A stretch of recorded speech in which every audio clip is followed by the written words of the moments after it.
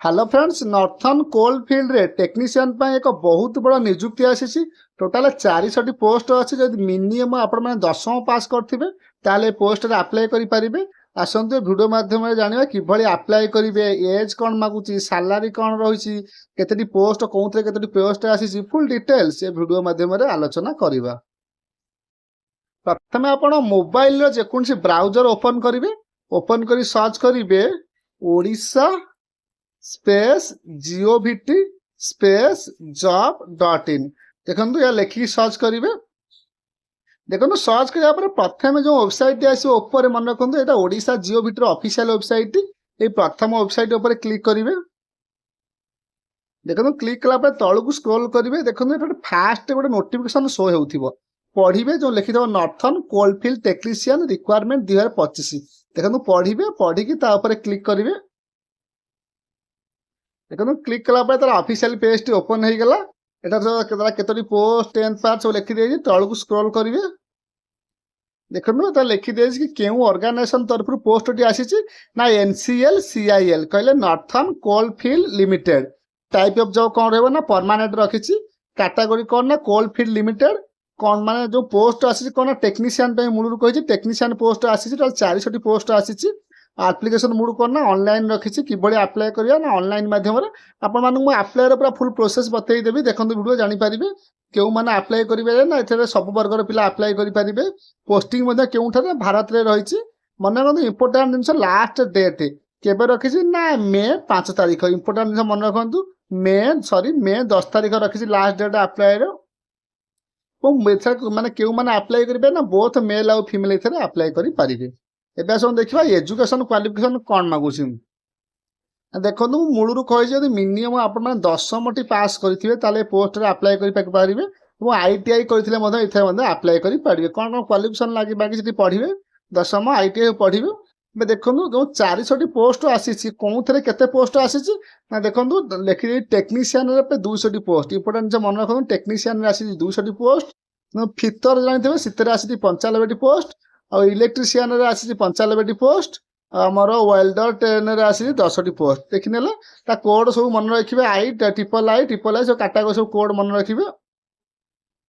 एबे देखंतु तळ को स्क्रॉल करिवे। जो पोस्ट आसी सर मिनिमम एज केते मागुछ ना देखंतु मिनिमम एज मागिस केते ना 18 वर्ष वो मैक्सिमम केते मागिस ना 30 वर्ष। आपण 18 हेइथबो मैक्सिमम 30 वर्ष हेइथबो।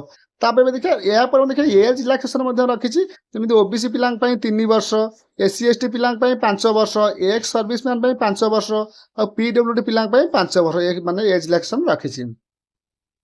एबे देखो जो पोस्ट आसी छि टेक्नीशियन ते सैलरी केते रखी छि ना मिनिमम स्टार्टिंग सैलरी 15,083 टका सैलरी रही छि। तापर आपण माने क्वालिफिकेशन अनुसार आपण माने इंक्रीज हेबो। और सिलेक्शन प्रोसेस किभई रही छि ना एथे आपण गोटे कंप्यूटर बेस्ड टेस्ट रहबो। कंप्यूटर रे तापर इंटरव्यू रहिबो। तापर डॉक्यूमेंट वेरिफिकेशन रहिबो। तापर जदि आपण आग मेन हो कंप्यूटर माने टेस्ट हबो। टेस्ट पास करले इंटरव्यू से मान नेबे आपनकर। तापर आपण डॉक्यूमेंट वेरिफिकेशन हो तापर आपण माने चाकरीटी पाइबे। एबे देखो यार एप्लिकेशन फीस रखी छि।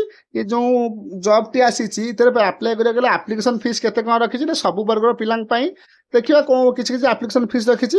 जेमि देखो जनरल कैटेगरी जो मान पिला गले से मान पई केते रखी छि ना 1180 टका एप्लिकेशन फीस रखी छि। ओबीसी पिलांग पई जेमि ओबीसी पिला से मान पई मते 1180 रखी छि। और ईडब्ल्यूएस पिलांग पई मते 1180 रखी छि। केवल मन रखु एक्स सर्विसमैन आउ एससी एसटी माने आदिवासी पिला लगी कंडरा बाउरी यही कैटेगरी जो माने गले SC ST category ex serviceman आउ एससी एसटी पिला माई केवल एप्लिकेशन फीस फ्री रखी छि। एबे देखंतु कोन कोन इंपोर्टेंट डॉक्यूमेंट लागि छि मु कहि दोछि मन रखंतु ना आपण मानक 10th सर्टिफिकेट देबे। जदि 10म सर्टिफिकेट थिबो इथरे आपण अप्लाई करि परिबे। जदि +2 सर्टिफिकेट थिबो ताहले देबे। और ग्रेजुएशन थिले भी ग्रेजुएशन सर्टिफिकेट देबे। और कास्ट सर्टिफिकेट रेसिडेंट सर्टिफिकेट आधार कार्ड सिग्नेचर और फोटो दिपिस मन रखु। मुझे आउ थे कही दूसरी कौन कौन डॉक्यूमेंट दरकार ना कास्ट आउ इनकम सॉरी कास्ट आउ रेसिडेंट सर्टिफिकेट और ऑल क्वालिफिकेशन सर्टिफिकेट 10म +2 आउ ग्रेजुएशन सर्टिफिकेट तापर आपण फोटो दिपिस और आपण सिग्नेचर एतिकी डॉक्यूमेंट ही दरकार। देखो अप्लाई डेट ऑलरेडी आरंभ हो गला केबे ना इंपोर्टेंट जिनस मन रखु 17 एप्रिल रु ऑलरेडी अप्लाई आरंभ हो गलानी। लास्ट डेट केबे रखी ना 10 ମେ 17 ଏପ୍ରିଲରୁ ଆରମ୍ଭ ହେଇଗଲାଣି 10 ମେ ପାଖାପାଖି ଗୋଟେ ମାସ ଆପଣଙ୍କୁ ଟାଇମ୍ ମିଳିବ। ଆପଣଙ୍କ ପାଖରେ ବି ଆହୁରି ପାଖାପାଖି 20 ଦିନ ପାଖାପାଖି ଟାଇମ୍ ଅଛି। ତ ଆପଣମାନେ ଯେତେ ଶୀଘ୍ର ହବ ଏଥିରେ ଆପ୍ଲାଏ କରି ଦିଅନ୍ତୁ। ଏବେ ଆସନ୍ତୁ ଜାଣିବା କିଭଳି ଆପ୍ଲାଏ କରିବେ। ନା ତଳକୁ ସ୍କ୍ରୋଲ୍ କରିବେ, ଦେଖନ୍ତୁ ଏଠି କିଛି ଲିଙ୍କ୍ ଅଛି। ଗୋଟେ ଅଛି ଇମ୍ପୋର୍ଟାଣ୍ଟ ଗୋଟେ ଆପ୍ଲାଏ ଅନଲାଇନ୍ ଲିଙ୍କ୍, ଗୋଟେ ନୋଟିଫିକେସନ୍ PDF ଲିଙ୍କ୍। ମନେ ରଖନ୍ତୁ ଏ ଦୁଇଟାକ ଲିଙ୍କ୍ ମୋ ଡେସ୍କ୍ରିପ୍ସନରେ ମୁଁ ଦେଇଦେଇଛି। ଆପଣ ଚାହିଁଲେ ସେଠୁ ଚେକ୍ କରିପାରିବେ। ଡେସ୍କ୍ରିପ୍ସନ୍ ଅନ୍ କରିବେ, ଓପନ୍ କରିକି ସେଠି ମଧ୍ୟ ନୋଟିଫିକେସନ୍ ଲିଙ୍କ୍ ଦେଇଛି, ତାପରେ କ୍ଲିକ୍ କରି ଚେକ୍ କରିପାରିବେ। ଏବଂ ଆପ୍ଲାଏ ଲିଙ୍କ୍ ମଧ୍ୟ ଦେଇଛି ଡେସ୍କ୍ରିପ୍ସନରେ, ତାକୁ ମଧ୍ୟ କ୍ଲିକ୍ କରିବେ। ଆଗ ଟିକେ ନୋଟିଫିକେସନ୍ ଚେକ୍ କରିବା। ନୋଟିଫିକେସନ୍ ଲିଙ୍କ୍ ମୁଁ କହିଦେଉଛି। ନୋଟିଫିକେସନ୍ ମୁଁ ଆଉ ଚେକ୍ କରୁନି, ମୁଁ ତ ସବୁ ଆପଣଙ୍କୁ କହିଦେଲି ଏଜ୍, ସାଲାରୀ, କ୍ୱାଲିଫିକେସନ୍ ଡିଟେଲ୍ସ କହିଦେଇଛି। ତ ଡେସ୍କ୍ରିପ୍ସନରେ ନୋଟିଫିକେସନ୍ ଲିଙ୍କ୍ ଦେଇଦେଇ ତାପରେ କ୍ଲିକ୍ କରି ଆପଣ ଡାଉନଲୋଡ୍ କରିବେ, ନୋଟିଫିକେସନ୍ ଚେକ୍ କରିପାରିବେ। ଏବେ ଆସନ୍ତୁ ଜାଣିବା କିଭଳି ଆପ୍ଲାଏ କରିବେ। ନା ଦେଖନ୍ତୁ ମୁଁ ଡେସ୍କ୍ରିପ୍ସନରେ ଯେଉଁ ଦେଇଛି ଆପ୍ଲାଏ ଲିଙ୍କ୍, ତାପରେ ଆପଣମାନେ କ୍ଲିକ୍ କରିବେ। ଦେଖନ୍ତୁ କ୍ଲିକ୍ କଲା ପରେ ଏଇଭଳି କିଛି ପେଜ୍ ଆପଣଙ୍କ ସାମ୍ନାରେ ଓପନ୍ ହେବ। ମନେ ରଖନ୍ତୁ ମୁଁ କହିଦେଉଛି, ଡେସ୍କ୍ରିପ୍ସନରେ ଦେଇଦେଇଛି ଆପ୍ଲାଏ ଲିଙ୍କ୍, କ୍ଲିକ୍ କରିବେ। କ୍ଲିକ୍ କଲା ପରେ ଏଇଭଳି କିଛି ପେଜ୍ ଆପଣଙ୍କ ସାମ୍ନାରେ ଓପନ୍ ହେବ। ମନେ ରଖନ୍ତୁ, ଦେଖନ୍ତୁ ଡାହାଣ ପଟେ ଦୁଇଟି ଅଛି, ଗୋଟେ ରେଜିଷ୍ଟର, ଗୋଟେ ଲଗ୍ଇନ୍। ଦେଖନ୍ତୁ ଅପସନ୍ ଦୁଇଟା ମୁଁ ରେଡ୍ କଲର୍ ଗୋଲ୍ କରିଦେଉଛି, ଗୋଟେ ଅଛି ରେଜିଷ୍ଟର, ଗୋଟେ ଲଗ୍ଇନ୍। ଆପଣ ପ୍ରଥମେ ରେଜିଷ୍ଟର କରିବେ। ମନେ ରଖନ୍ତୁ ପ୍ରଥମେ ରେଜିଷ୍ଟର କରିବେ। ରେଜିଷ୍ଟର କଲା ପରେ ଆପଣଙ୍କ ୟୁଜର ଆଇଡି ପାସୱାର୍ଡ କ୍ରିଏଟ୍ ହେବ। ତାପରେ ଆସିକି ଏଠି ଲଗ୍ଇନ୍ କରିବେ, ତାପରେ ଆପ୍ଲାଏ କରିବେ। ତ ପ୍ରଥମେ ଏଇ ରେଜିଷ୍ଟର ବଟନ୍ ଉପରେ କ୍ଲିକ୍ କରିବେ। ଦେଖନ୍ତୁ ରେଜିଷ୍ଟର ବଟନ୍ ଉପରେ କ୍ଲିକ୍ କଲା ପରେ ଏଇଭଳି କିଛି ପେଜ୍ ଆପଣଙ୍କ ସାମ୍ନାରେ ଓପନ୍ ହେଇଯିବ। ମନେ ରଖନ୍ତୁ ତଳକୁ ସ୍କ୍ରୋଲ୍ କରିବେ। ଦେଖନ୍ତୁ ଏଟା ଲେଖିଦେଇଛି ରେଜିଷ୍ଟ୍ରେସନ୍ ପାଇଁ ଲେଖିଦେଇଛି। ମନେ ରଖନ୍ତୁ, ଦେଖନ୍ତୁ ତଳକୁ ସ୍କ୍ରୋଲ୍ କରିବେ। ସ୍କ୍ରୋଲ୍ କଲା ପରେ ରେଜିଷ୍ଟ୍ରେସନ୍ ପାଇଁ ଲେଖିଦେଇଛି। ଦେଖନ୍ତୁ ଦେଖନ୍ତୁ ଲେଖିଦେଇ ତଳକୁ ସ୍କ୍ରୋଲ୍ କରିବେ। ଯେଉଁ ପୋଷ୍ଟ ନାଁ ଲେଖିଛି, ମନେ ରଖନ୍ତୁ ମୁଁ କହିଦେଉଛି, ପ୍ରଥମ ପୋଷ୍ଟ ନାଁ ମନେ ରଖିବେ। ତାପରେ ପୋଷ୍ଟ କୋଡ୍ ମୁଁ କହିଥିଲି ମାନେ ଭିଡ଼ିଓ ବେଳେ ମୁଁ ଗୋଟେ କୋଡ୍ କହିଥିଲି, ମନେ ରଖିବାକୁ। କୋଡ୍ ଆପ୍ଲାଏ ଦେଖନ୍ତୁ ବତେଇ ଦେଉଛି। ତ ଆପଣମାନେ କ'ଣ କରିବେ, ଦେଖନ୍ତୁ ଡାହାଣ ପଟେ ଗୋଟେ ଘରେ କ୍ଲିକ୍ କରିବେ, ପୋଷ୍ଟ ନେମ୍ ତାପରେ କ୍ଲିକ୍ କରିବେ। କ୍ଲିକ୍ କଲା ପରେ ଦେଖନ୍ତୁ ତା ପୋଷ୍ଟ ସବୁ ଓପନ୍ ହେଇଗଲା। ଦେଖନ୍ତୁ ପୋଷ୍ଟ ଓପନ୍ ଟେକ୍ନିସିଆନ୍ ଫିତର, ତାର ଟ୍ରିପଲ୍ ଆଇ ଟେକ୍ନିସିଆନ୍ ଟ୍ରେନିଂ ସବୁ ରହିଗଲା। କେଉଁ ପୋଷ୍ଟ ଆପଣ ଫିତର ପାଇଁ ଆପ୍ଲାଏ କରିବାକୁ ଚାହୁଁଥିବେ ଯଦି ଫିତର ଉପରେ କ୍ଲିକ୍ କରିବେ। ଦେଖନ୍ତୁ କ୍ଲିକ୍ କଲେ ତାପରେ ଲେଖିଦେଲା। ଦେଖନ୍ତୁ ଅଟୋମେଟିକ୍ ପୋଷ୍ଟ କୋଡ୍ ପଳେଇ ଆସିଲା। ଆପଣମାନେ ଯେଉଁଥିରେ ଆପ୍ଲାଏ କରିବେ ତା କୋଡ୍ ଅଟୋମେଟିକ୍ ପଳେଇ ଆସିବ। ମନେ ରଖନ୍ତୁ ମୁଁ ଫିତର ପାଇଁ ଆପ୍ଲାଏ କଲି 1 ପଳେଇ ଆଇଲା। ଯଦି ଆପଣମାନେ ସେମିତି ମନେ ରଖନ୍ତୁ, ଯଦି ସେକେଣ୍ଡରେ କ୍ଲିକ୍ କରିବେ ତା 2 ପଳେଇ ଆଇଲା। ଯେଉଁଥିରେ ଆପ୍ଲାଏ କରିବେ ତ ପକେଇଲେ କୋଡ୍ ବି ପଡ଼ିଗଲା। ମନେ ରଖନ୍ତୁ ଥାର୍ଡ଼ରେ କ'ଣ ମାଗିଛି ନା ଆପ୍ଲିକେସନ୍ ଫୁଲ୍ ନେମ୍, ଯାହା ଆପଣଙ୍କର 10ମ ସାର୍ଟିଫିକେଟ୍ରେ ଥିବ, ଯେମିତି ଥିବ କ୍ୟାପିଟାଲ୍ ଲେଟରରେ ସେଇଟା ଏଠି ଭରିବେ। ଦେଖନ୍ତୁ ଲେଖିଦେଇଛି ଯେ 10th ସାର୍ଟିଫିକେଟ୍ରେ ଯାହା ଥିବ ଏଟା ଲେଖିଦେଇଛି କି 10ମ ସାର୍ଟିଫିକେଟ୍ରେ ଯାହା ଥିବ ନା ସେଇଟା ଏଠାରେ ଫିଲ୍ଅପ୍ କରିବେ। ଦେଖନ୍ତୁ ଫିଲ୍ଅପ୍ କରି ଦେଖେଇ ଦେଉଛି। ସବୁ କ୍ୟାପିଟାଲ୍ ଲେଖିବେ। ଆପଣଙ୍କ ନାଁ ଯାହା ଥିବ ଆପଣ ସେଟା ଫିଲ୍ଅପ୍ କରିବେ। ଦେଖନ୍ତୁ ଫିଲ୍ଅପ୍ କଲି। ଫିଲ୍ଅପ୍ କଲା ପରେ ତଳେ ମୋବାଇଲ୍ ନମ୍ବର ମାଗୁଛି। ଇମ୍ପୋର୍ଟାଣ୍ଟ ଜିନିଷ ଦେଖନ୍ତୁ, ମୋବାଇଲ୍ ନମ୍ବର ମାଗୁଛି। ଆପଣ ଏଠି ମୋବାଇଲ୍ ନମ୍ବର ପକେଇବେ।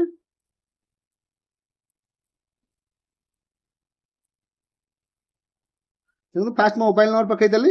ତଳେ କନଫର୍ମ ମୋବାଇଲ୍ ନମ୍ବର ମାଗୁଛି, ସେଠି ମଧ୍ୟ ଆପଣ ସେଇ ମୋବାଇଲ୍ ନମ୍ବର ଆଉ ଥରେ ପକେଇବେ। ଦେଖନ୍ତୁ ମୋବାଇଲ୍ ନମ୍ବର ଆଉ ଥରେ ମଧ୍ୟ ପକେଇଦେଲି। ପକେଇଦେଲା ପରେ ଏବେ ଦେଖନ୍ତୁ ତଳେ ଅଲ୍ଟରନେଟିଭ୍ ମୋବାଇଲ୍ ନମ୍ବର କିଛି ମାନେ ଯେଉଁଟା ରେଡ୍ ଥିବ ସେଇଟା ଇମର୍ଜେନ୍ସି, ନ ପକେଇଲେ ବି ଚଳିବ। ତାପରେ ଏଠି ଆପଣ ମେଲ୍ ଆଡ୍ରେସ୍ ଦେବେ। ଏଠି ଦେଖନ୍ତୁ କନଫର୍ମ ମେଲ୍ ଆଡ୍ରେସ୍, ମନେ ରଖନ୍ତୁ ମେଲ୍ ଆଡ୍ରେସ୍ ପକେଇବେ।